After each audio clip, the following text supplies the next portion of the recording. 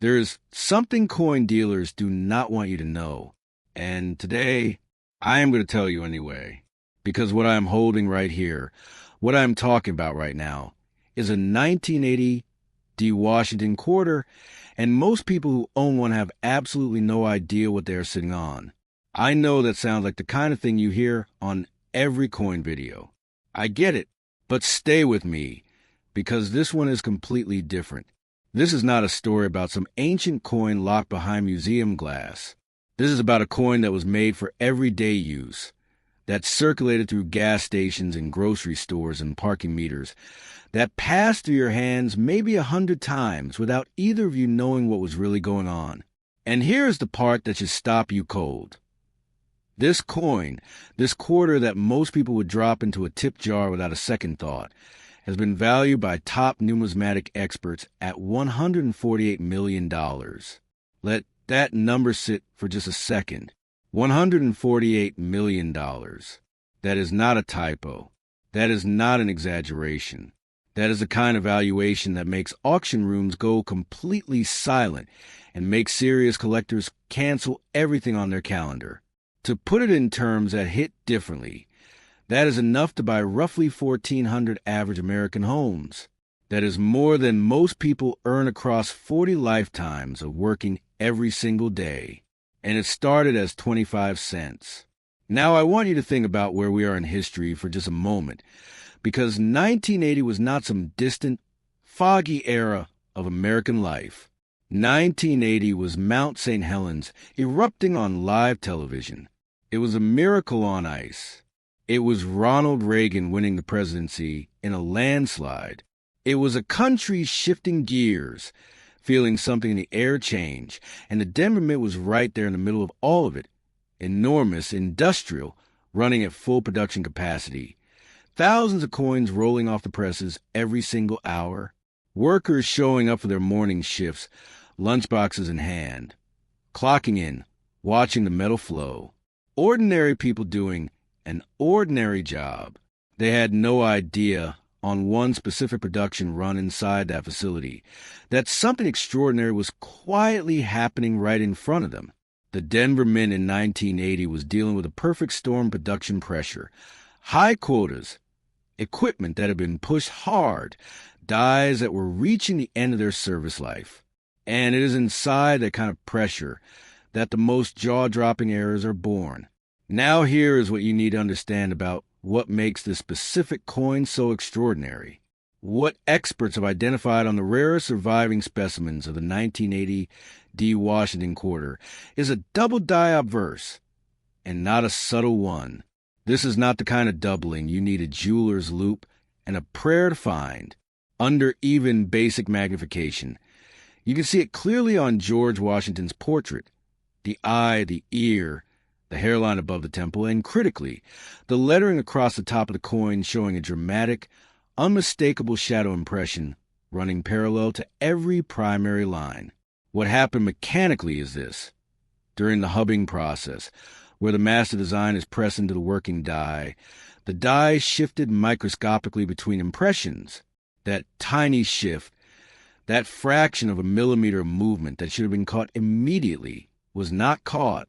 The die went into production, and coins bearing that doubled impression began rolling off the press before quality control realized what happened. And here's the part that most people never find out. The specific die that created the most dramatic doubling was paired with a reverse that also shows evidence of clash die error, meaning the obverse and reverse dies had made contact with each other without a planchet between them, leaving ghost impressions of each design pressed faintly into the opposite face.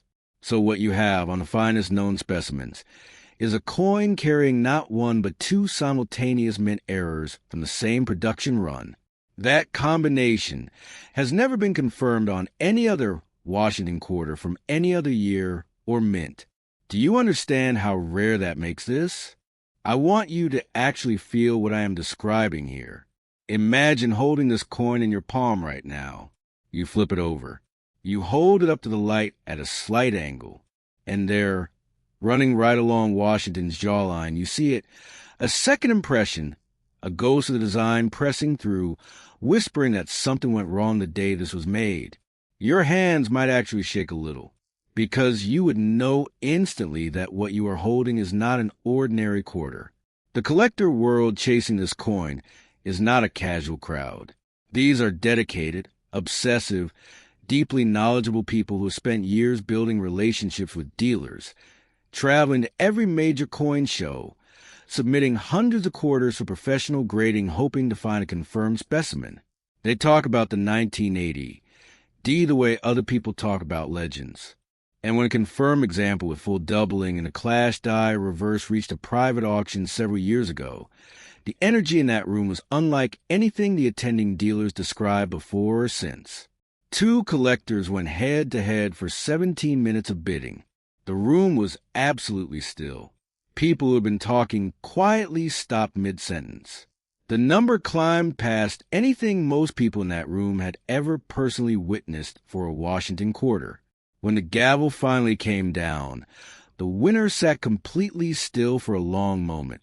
The underbidder closed his catalog and did not speak to anyone for the rest of the afternoon.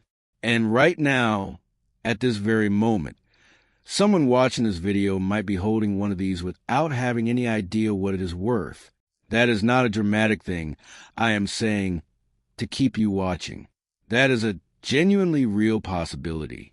Because these coins circulated. They were never pulled from production and locked away. They went out into the world, and most of them disappeared into everyday life, and a handful of them are still out there. So here's what your next step looks like if you are serious about this. Go find every 1980 D Washington quarter you can get your hands on. The D mint mark sits just to the right of Washington's ribbon on the obverse. Once you confirm the date and mint, hold it under a light at a low angle and look directly at the eye and the hairline. With even a 10 power loop, the kind that costs almost nothing, the doubling on a genuine error coin will be immediately visible. You are looking for a second impression of the lettering and portrait features running slightly above and parallel to the primary strike. It is distinct. It is dramatic. It is nothing like the minor die deterioration doubling that shows up on common coins. And if you find it, and I mean genuinely find it, do not spend it. Do not show it to a casual buyer.